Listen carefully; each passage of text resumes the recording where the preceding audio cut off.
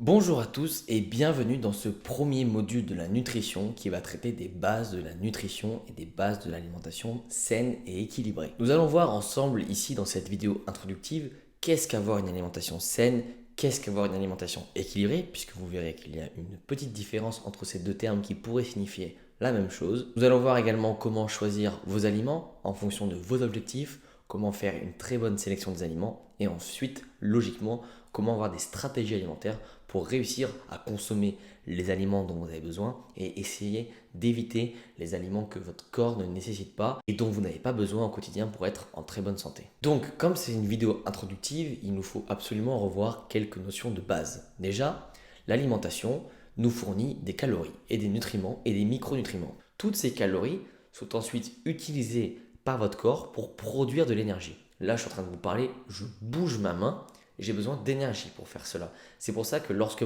vous ne mangez pas ou mangez très peu, vous êtes en absence d'énergie et vous n'êtes donc plus à même de bouger au quotidien. Cette énergie est nécessaire aussi pour que les organes fonctionnent normalement. Parce que là, à l'heure où je vous parle, heureusement, mon cœur bat, mes poumons fonctionnent, mon sang circule dans les veines, je respire, j'ai les yeux ouverts. Tout cela demande de l'énergie au quotidien. Donc cette énergie, si elle n'est pas couverte par mon alimentation, je vais être très fatigué. Je vais réduire mes mouvements, je vais moins parler avec les mains, je vais plus rester affalé sur mon canapé. Toutes ces choses-là, au final, qui sont pas très bonnes puisque le mouvement est hyper important pour l'organisme. Ensuite, à cela s'ajoutent les dépenses liées au travail. Si vous êtes comptable assis derrière un ordinateur ou si vous êtes maçon, vous n'aurez absolument pas les mêmes besoins énergétiques. On est bien d'accord sur ça. Un maçon, un déménageur, un carreleur, et un artisan, un paysan vont avoir beaucoup de travail physique, vont devoir se baisser, soulever des charges, bouger dans tous les sens, alors qu'un comptable globalement va rester assis. J'exagère un peu, mais c'est pour vous montrer que du coup, un déménageur aura besoin de beaucoup plus de calories qu'un comptable, puisque le déménageur va brûler énormément de calories dans son travail. Et puis à cela s'ajoute enfin la dépense énergétique liée au sport. Donc bien sûr, si vous faites pas de sport, une séance de sport par jour, deux par jour, eh bien vous n'aurez pas les mêmes besoins énergétiques. Donc si on schématise, l'alimentation est là pour couvrir nos besoins. La nutrition est là pour nous permettre d'avoir assez d'énergie pour fonctionner. Et vous avez compris, si notre corps ingurgite, si on mange trop d'énergie, donc trop de calories par rapport à ce dont le corps a besoin, eh bien on prend du poids puisque le corps va stocker cette énergie sous forme de graisse, notamment au niveau du ventre pour les garçons et plus sur la culotte de cheval pour les femmes. Et puis si on donne moins d'énergie à notre corps que ce dont il a besoin, eh bien on va être au ralenti, on va fonctionner au ralenti, on va être plus fatigué, on va faire moins d'efforts au quotidien. L'objectif également d'une alimentation saine et équilibrée, c'est de maintenir un poids sain, c'est-à-dire un poids qui n'est pas dangereux pour la santé, qui nous permet de faire tout ce dont on a besoin, de ne pas avoir trop de gras, puisque le gras perturbe absolument tout d'un point de vue hormonal et métabolique. Et puis c'est aussi une alimentation qui nous permet de couvrir nos besoins. Donc par là, j'entends les besoins en protéines pour avoir des tissus musculaires qui fonctionnent et une bonne masse musculaire, en lipides pour avoir un bon fonctionnement des hormones de croissance comme la testostérone et tout simplement les hormones du quotidien, notre métabolisme, un bon apport en vitamines pour ne pas être carencé, ne pas tomber malade, un bon apport en fer pour ne pas être fatigué au quotidien, etc. etc. Donc ça, globalement, c'est l'objectif de l'alimentation et de notre alimentation au quotidien. Bien sûr, l'objectif est d'avoir une alimentation saine et une alimentation équilibrée. Mais il y a une petite différence entre les deux. Et je vous ai pris un exemple très simple pour comprendre cela. On va prendre la salade. La salade, c'est un aliment sain. Pourquoi est-ce que la salade est un aliment sain? Parce que globalement, la salade, il n'y a pas trop de calories, voire très peu. La salade est souvent produite de façon locale. La salade est assez saine pour la santé. Elle peut même être bio, ce qui est avantageux pour la santé. La salade est un aliment naturel, c'est-à-dire qu'elle n'a pas besoin de processus chimiques pour exister, contrairement par exemple aux biscuits, aux beignets, aux glaces et compagnie. Donc la salade est un aliment sain. Mais est-ce que la salade est un aliment équilibré? Alors les gens vous diront oui, la salade c'est très sain. Oui, voilà, stop. La salade c'est sain. Mais c'est pas vraiment équilibré. Et je vais vous expliquer pourquoi. Quand on parle d'un produit équilibré, c'est un produit qui vous amène ce qu'il faut de calories, ce qu'il faut de protéines, de lipides, de glucides. Donc lipides, c'est les bonnes graisses et glucides, c'est les bons sucres, mais on y reviendra dans les prochaines vidéos. Ce qu'il faut de vitamines et ce qu'il faut de minéraux. Or, la salade, certes, il n'y a pas de calories, mais s'il n'y a pas de calories, c'est qu'il n'y a pas de protéines, pratiquement zéro, pas de glucides, pratiquement zéro, aucun lipide, très peu de minéraux, très peu de vitamines et très peu de fibres. Donc en fin de compte, Manger de la salade, c'est bien pour voilà, faire un peu de volume alimentaire dans votre assiette, pour amener de la couleur, mais ça ne va pas combler vos besoins en protéines, en magnésium, en zinc, en fer, en vitamine C et tout ce qui va avec. Donc la salade, c'est pas vraiment équilibré. À l'inverse, un morceau de viande rouge, eh ben, c'est équilibré. Pourquoi? Parce qu'il y a de la protéine, parce qu'il y a du fer, parce qu'il y a parfois il y a ce qu'il faut de calories quand c'est un steak par exemple, un steak 5% de matière grasse, il n'y a pas trop de glucides, voire pas du tout. Il y a des bons lipides, donc voilà, c'est un produit équilibré. Mais est-ce que c'est un produit sain? Pas toujours, parce que parfois la viande rouge, c'est quand même assez industriel. La viande rouge, parfois aussi, c'est une viande qui a été nourrie aux antibiotiques. C'est parfois une viande qui vient de l'autre bout du monde, donc il y a aussi la question environnementale qui se pose. Donc non, la viande rouge n'est pas toujours un produit sain, mais c'est un produit équilibré. Et la salade, c'est l'inverse. Et vous vous doutez, il y a des produits qui sont sains et équilibrés. Je vous ai pris un exemple, c'est l'œuf. L'œuf pourquoi? Puisque l'œuf peut souvent être bio, en plus c'est pas très cher, l'œuf est souvent produit de façon locale et c'est un aliment naturel. Les poules pondent des œufs naturellement. On n'a pas eu besoin de passer les poules dans des processus chimiques, dans des machines pour qu'elles se mettent à faire des œufs. Ensuite, les œufs sont riches en micronutriments, que ce soit en zinc, en fer, en potassium et plein d'autres choses, mais aussi en macronutriments, donc en protéines et en lipides, et un peu de glucides. Petite parenthèse, les macronutriments, c'est protéines, glucides et lipides, et alcool, mais on ne va pas le compter. Et les micronutriments, c'est voilà, tout ce qui est fer, magnésium, zinc, et ensuite il y a les vitamines. L'œuf est riche en macronutriments, en micronutriments et en vitamines. Donc c'est équilibré et c'est sain, selon les critères qu'on a donnés aux produits sains. Donc l'œuf est un incontournable de votre alimentation saine et équilibrée. La salade et la viande rouge peuvent également être présents, mais ce ne sont pas des piliers au même titre que l'œuf. Ensuite, pour avoir une alimentation saine et équilibrée, vous devez savoir comment choisir vos aliments. Le premier facteur que je peux vous conseiller, c'est de regarder quels aliments sont bons à consommer en fonction de la saison. Qu'est-ce que cela signifie? Eh bien, je vous ai pris l'exemple de l'orange. L'orange, même si c'est un fruit sucré, qui peut-être peut faire penser à l'été parce que c'est un fruit qu'on aime bien voir dans les cocktails, reste un fruit d'hiver. Donc, naturellement, si c'est un fruit d'hiver, c'est que le corps en a besoin l'hiver. Effectivement, l'orange est riche en vitamine C. Vitamine C qui protège, on le verra dans une prochaine vidéo, contre les maladies par exemple. Et puis, lorsque les oranges sont faites naturellement l'hiver, elles sont plus riches en vitamines, moins industrielles, moins transformées et moins chimiques. Donc, si vous voyez des oranges l'été, peut-être qu'elles proviennent de pays qui les produisent l'été puisque chez eux c'est l'hiver. Mais du coup, est-ce que c'est sain qu'un produit ait fait toute la planète et que du coup il ait été soumis à beaucoup de pollution? C'est une question légitime que l'on est en droit de se poser. Tout ça pour vous dire que l'orange, c'est meilleur l'hiver pour la santé, pour tout simplement l'absorption des vitamines, pour l'environnement si vous êtes attentif à l'environnement aussi. Et puis en plus, l'été, elles seront un peu trop chimiques. Donc faites attention à quels aliments vous consommez à quelle période de l'année. Et si je peux vous prendre un autre exemple, par exemple, pour les moules, en France, on a beaucoup de bonnes moules. C'est vrai qu'il y a une saison des moules, et lorsque c'est pas la saison des moules, les moules sont pas très bonnes. Déjà, d'un point de vue du goût, c'est pas très agréable. Mais en plus, vous ajoutez à ça le fait qu'il y a moins de nutriments naturellement présents lorsque les produits ne sont pas dans leur saison. C'est un cocktail pas très intéressant du coup que de manger des oranges en hors saison ou des moules en hors saison. Donc oui, c'est important de respecter la saison des aliments du mieux que l'on peut. Si vous avez envie de manger un ananas, sachant que l'ananas ne pousse pas en France, eh bien faites-le quand bon vous semble de temps à autre. Mais voilà, les légumes qui poussent l'hiver ne le poussent pas l'hiver par hasard et inversement pour l'été. Les légumes d'été ne poussent pas l'été par hasard. Par exemple, les pastèques, les fraises et les melons poussent l'été, puisque l'été on est souvent déshydraté, on a besoin de beaucoup d'eau, et bien ces fruits sont extrêmement riches en eau. Il y a plus de 90% d'eau dans de la pastèque. Donc ce n'est pas un hasard si les fruits riches en eau poussent plus facilement l'été que l'hiver. Toujours dans cette optique d'optimisation de la nutrition, voir d'où proviennent les aliments. Puisque oui, si votre steak haché provient des États-Unis, alors le steak haché a été produit selon les normes américaines, qui sont bien différentes des normes européennes et des normes françaises. Donc, potentiellement, ce steak peut être très nocif pour la santé. Il y a eu souvent le scandale du bœuf américain qui est venu sur nos terres en France, mais cela est vrai. Lorsqu'un produit est fabriqué ailleurs, il n'est pas soumis à nos normes, même s'il y a des normes à la douane. Il y a quelques années qui s'écoulent avant que ce produit soit réellement réglementé.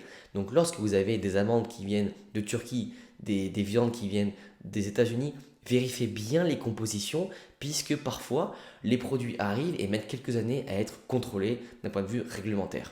Pareil, lorsqu'un produit est fabriqué en Europe, faites attention à s'il est fabriqué en Espagne, en France ou plutôt en Pologne ou en Ukraine. Ça n'a rien à voir. Et puis aussi, ne vous faites pas avoir par l'étiquette bio. Ce n'est pas parce qu'un produit est bio qu'il est forcément sain pour la santé, puisque si un produit est rempli de sucre, qu'il est bio, ok c'est bio, mais ça reste un produit rempli de sucre globalement. Donc faites très attention à ça aussi. Faites aussi très attention aux valeurs nutritionnelles de vos aliments, c'est-à-dire par là de vérifier que vos aliments ont assez de protéines. Donc dans le cadre d'un steak par exemple, un steak c'est entre 20 et 25 grammes de protéines au 100 grammes. Pourquoi je vous dis ça?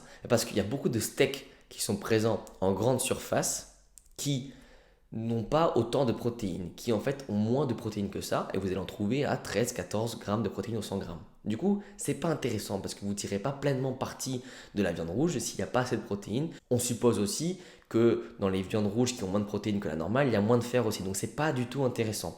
Donc lorsque vous achetez un saumon, même si on vous a dit que le saumon c'était riche en protéines et en bonne graisse, vérifiez quand même votre saumon. Puisque vous faites le test en fait, tout simplement. Allez au supermarché, prenez 5 saumons différents et regardez les compositions. Parfois les calories sont différentes, pas de là à doubler entre deux paquets de saumon, mais quand même, vous avez des fois des saumons à 150 calories, parfois certains qui vont à 220. C'est déjà une grosse différence. Donc vérifiez bien les étiquettes alimentaires des aliments que vous achetez. On verra ça dans une autre vidéo aussi. Je vous ai dit, aujourd'hui c'est vraiment une vidéo introductive. Ensuite, bien entendu, chacun est différent. Donc vous devez trouver la diète parfaite pour vous. Petit rappel, régime, même si aujourd'hui c'est un mot plutôt à connotation négative, ça vient du latin regere qui veut dire diriger, on dit un régime politique. Et donc en fait un régime, c'est simplement un ensemble d'aliments, un ensemble de choix alimentaires qui vont venir structurer votre diète au quotidien. Donc ne le voyez pas comme une privation, mais plutôt comme une optimisation et un plan d'action avec des aliments à choisir, des aliments à privilégier, des aliments à éviter pour favoriser votre bon fonctionnement et votre santé au quotidien. Par exemple, si vous êtes une femme et que vous êtes en période de menstruation, vous allez évacuer naturellement beaucoup de sang. Sauf que dans ce sang s'échappe beaucoup de fer. Et donc, vous devez manger beaucoup plus de fer que vos apports normaux, on va dire, lorsque vous n'avez pas vos menstruations. Et pour cela, vous allez devoir faire des choix stratégiques. Manger plus d'aliments riches en fer.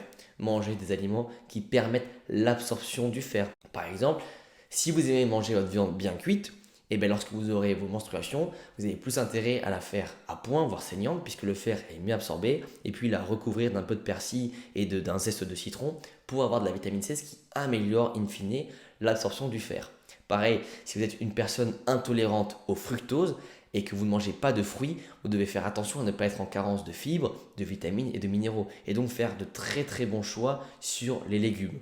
Pareil, si vous êtes végétarien, vous allez devoir faire un effort pour trouver vos protéines dans d'autres aliments. Et là aussi, vous ne pouvez pas vous improviser végétarien, vous improviser vegan. Vous devez faire des choix stratégiques et bien réfléchir. Donc oui, parfois vous devez favoriser et éviter certains aliments. Il en va de même quand vous êtes malade, vous allez devoir privilégier peut-être un peu plus d'ail, un peu plus de zinc, un peu plus de vitamine C pour vous soigner.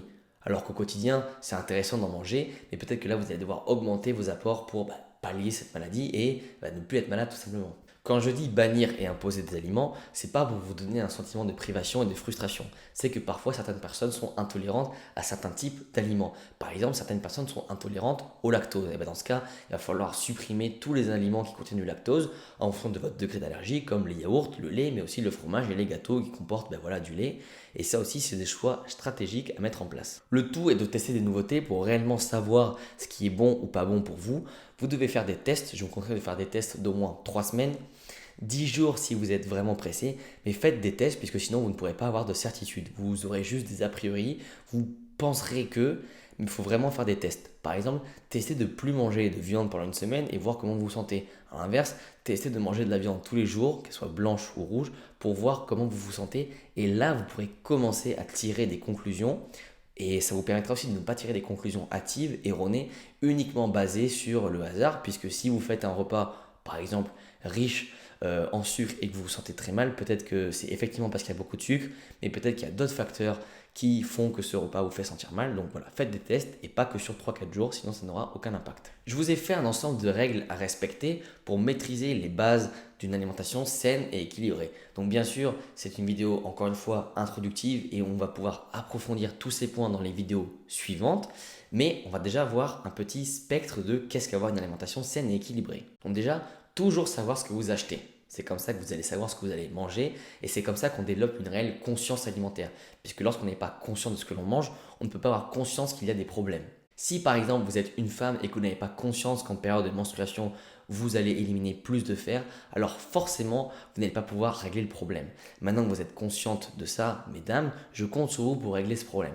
A l'inverse, messieurs, si vous n'êtes pas conscient que pour prendre de la masse, vous allez devoir manger beaucoup plus qu'une personne normale, qu'un homme normal et que les femmes, vous n'allez jamais réussir à prendre de la masse musculaire.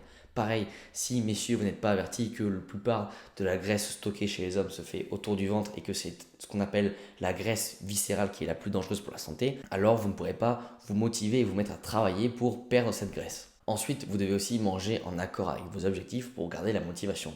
Comme je vous ai dit, si vous avez un objectif de perte de poids, et bien alors il faut faire certaines croix sur des aliments et il faut manger selon ce que vous pouvez avoir comme calories, selon votre bilan énergétique, donc combien de calories vous dépensez au quotidien, pour vous mettre à perdre du poids ou à l'inverse en prendre si vous souhaitez en prendre. Si votre seul objectif à travers la nutrition, c'est d'avoir une nutrition qui favorise votre sommeil, on verra ça sur le module dans le sommeil, et bien toute votre alimentation doit tourner autour de la nutrition du sommeil. Si votre objectif c'est juste de prendre des kilos de muscles, il va falloir manger plus et parfois vous verrez que la digestion est plus compliquée. Malheureusement c'est comme ça, mais il faut passer par là si vous voulez réellement prendre de la masse. Donc il faut manger en fonction de vos objectifs, peu importe vos objectifs. Ensuite, très important, ne suivez pas des régimes à la mode, puisque généralement un régime à la mode c'est un peu erroné. Globalement, les règles de base de la nutrition sont toujours les mêmes. Elles s'appliquent plus ou moins à différents régimes. Mais le fait de suivre un régime à la mode, déjà, ça va vous laisser croire que c'est magique, perdre du poids ou prendre du poids. Et c'est pas magique, il y a des principes de base, des règles de base à respecter. Et bien sûr, il y a des détails à faire. Éventuellement, c'est très intéressant de tester de nouvelles choses, de tester de nouveautés qui n'ont jamais été vues.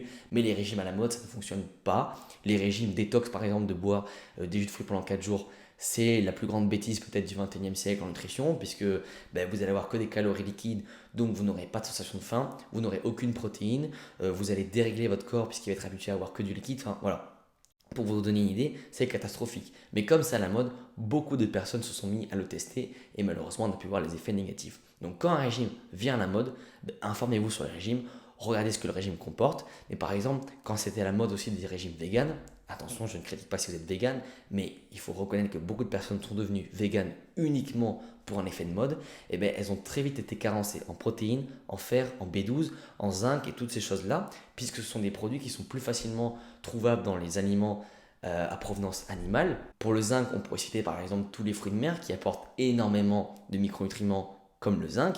Donc forcément, si vous improvisez comme ça du jour au lendemain vegan et vous vous coupez tous ces aliments, et bien vous allez avoir des problèmes. Donc oui, vous pouvez très bien être vegan et en très bonne santé, il faut juste encore plus optimiser votre santé au quotidien. Donc ne suivez pas aveuglement un régime à la mode en espérant que cela va changer quelque chose. Ne croyez pas à la pilule magique, ne croyez pas au régime doré, au régime en or qui va vous faire sauter des étapes, qui va vous faire réussir plus vite que les autres, ça n'existe pas. Et comme je viens de vous dire, ayez en tête que les règles de base ne changeront jamais puisqu'elles ont été prouvées scientifiquement. Les protéines seront toujours le macronutriment essentiel, primordial, incontournable pour la prise de muscle. Les lipides seront toujours le macronutriment le plus important pour un bon système hormonal et métabolique. Les glucides seront toujours le meilleur macronutriment pour faire des sports d'endurance et pour s'envoyer rapidement de l'énergie. Le fer vous servira toujours à avoir un bon état de fatigue. La vitamine C vous servira toujours à ne pas être malade l'hiver, etc. Donc, maintenant que vous avez les bases de l'alimentation saine et équilibrée, on va pouvoir rentrer plus en profondeur. Néanmoins, gardez bien ça en tête, il n'y a pas d'aliments à la mode et aussi il n'y a pas d'aliments sains et malsains. Je m'explique. L'avocat, pour certains, ce sera malsain puisqu'ils digèrent mal et qu'ils n'aiment pas ça. Pour d'autres, ce sera très sain puisqu'ils digèrent très bien, que ça rentre parfaitement dans leur optique d'avoir plus de lipides par exemple que de glucides. Mais l'avocat en lui-même n'est pas sain et malsain. Pourquoi je fais cette parenthèse? Parce que beaucoup de personnes vont diaboliser des aliments, et notamment les sucres. Un Kinder Bueno, bien sûr, c'est pas bon pour la santé. Mais dans le cadre d'une alimentation saine et équilibrée, si vous mangez un Kinder Bueno de temps en temps, il va rien se passer. Au contraire, ça vous fera du bien psychologiquement. Alors bien sûr, je ne vais pas vous dire que le Kinder Bueno n'est pas fondamentalement moins bien ou mieux qu'une pomme de terre. Quand même, une pomme de terre, c'est plus intéressant d'un point de vue nutritionnel. Mais il ne faut pas diaboliser le sucre et tous ces aliments, puisqu'ils peuvent très bien s'insérer dans le cadre d'une alimentation saine et équilibrée de façon occasionnelle. Donc ne diabolisez aucun aliment, accueillez tous les aliments dans votre nutrition. Et le but, voilà, c'est pas de se dire pendant 3 mois je mange plus de sucre et après je peux faire ce que je veux. C'est de se dire comment je peux avoir une alimentation saine et équilibrée tout en mangeant un peu de glace, en ayant une petite pizza dans la semaine et en me faisant une fois ou deux des sushis dans le mois. Ça, c'est avoir une alimentation saine, équilibrée. Manger pendant 3 semaines du riz, du poulet et des haricots verts et puis d'un coup se dire ok, pendant une semaine je fais ce que je veux, c'est tout sauf avoir une alimentation saine et équilibrée. Cela souligne qu'on est complètement déréglé, une instabilité émotionnelle. Et voilà, comme je vous l'ai dit, régime, ça vient de reggere, qui veut dire diriger. Le but, c'est d'avoir plein d'aliments qui sont en accord avec votre morale et vos règles éthiques. Par exemple, manger des animaux ou non, manger des produits qui viennent de l'autre bout du monde et compagnie. Et en fin de compte, avoir une nutrition qui vous permet d'avoir une belle productivité, une belle concentration, de ne pas être irrité, de ne pas avoir des problèmes de digestion. Et une fois que vous aurez respecté toutes ces règles, là, vous pourrez commencer à faire des tests. Par exemple, de se dire, ok, pendant un mois, j'essaie de ne pas manger trop de sucre pour voir ce qui se passe. Pendant un mois, j'essaie de diminuer les pâtes et le riz pour voir ce qui se passe. Pendant un mois, j'essaie d'avoir que des protéines végétales pour voir ce qui se passe. Une fois que vous aurez les bases et que vous aurez bien appris toutes les vidéos disponibles sur ce module de nutrition, là, vous pourrez commencer à faire des tests. Vous pourrez commencer à vous intéresser à tout ça, à faire des changements. Mais déjà, ayez les bases, reproduisez les bases sur plusieurs semaines, plusieurs mois, plusieurs années et ensuite testez par vous-même. Voilà, c'était une vidéo d'introduction. J'espère qu'elle vous a plu. C'est que la première, il y en a beaucoup qui vont arriver. Donc, prenez le temps de bien assimiler les informations puisque là, vous aurez plein d'informations pour la nutrition et vous serez vraiment indépendant et vous pourrez faire ce que vous voulez. Donc, je vous souhaite bonne chance pour toutes les vidéos qui arrivent. Prenez des notes, prenez le temps de bien revoir les vidéos. Et puis, je vous dis à la prochaine pour une autre vidéo. À très bientôt et d'ici là, portez-vous bien.